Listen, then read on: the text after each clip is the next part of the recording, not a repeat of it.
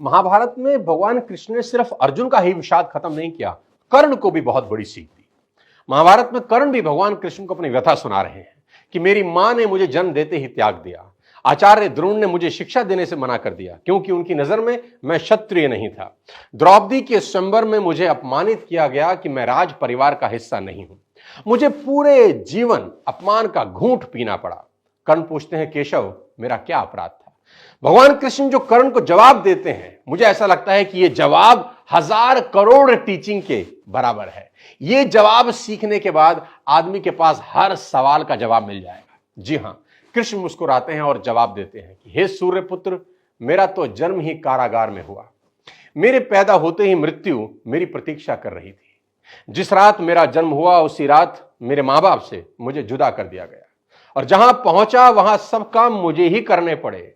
गायें चराने से लेकर गोबर उठाने तक सब काम करता रहा। सिर्फ 2 दिन का था, मेरे ऊपर राक्षसों ने हमला कर दिया। मुझे बारंबार जान से मारने की कोशिश की गई। मेरा अपना सगा मामा मेरी जान का दुश्मन था। मेरे जीवन की चुनौतियां कहां कम थी। अन्याय जीवन भर मेरे साथ भी होता रहा। कृष्ण कर्ण को समझाते हुए बड़ी बात कह रहे हैं जो हमें सीखने की जरूरत है कि जीवन में आपका अपमान होता है, यह इंपॉर्टेंट नहीं है। इंपॉर्टेंट यह है आप उस अपमान का जवाब कैसे देते हैं। कर्ण जीवन भर अपने अतीत की कड़वाहट से भरे रहे, पर कृष्ण कभी अपने अतीत पर आरोप नहीं लगाते। कर्ण पीछे की ओर देखते हैं और कृष्ण आगे की तरफ।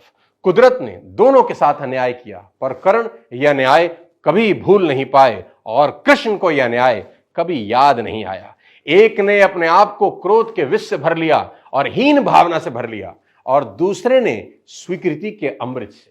दोनों में अगर कोई अंतर था तो वो एक्सेप्टेंस का था। कृष्ण ने हंसकर अपनी नियति स्वीकार कर ली और कर्ण कभी अपनी नियति स्वीकार नहीं कर सके, और परिणाम में कर्ण अधर्म के पक्ष में लड़ते हुए अकाल मृत्यु को प्राप्त हुए। परिस्थितियों का चक्र चलता रहेगा। कई बार लगता है कि भाग्य ने धोखा दे दिया। ये चुनाव हम पर है कि हम कर्ण की तरह रोएं या कृष्ण की तरह जीवन को उत्सव में बदल दें। जीवन में रोने के लिए नहीं, हंसने के कारण ढूंढने हैं, क्योंकि जीवन तो भगवान का भी कहां सरल था। जीवन है तो समस्या होगी ही। समस्या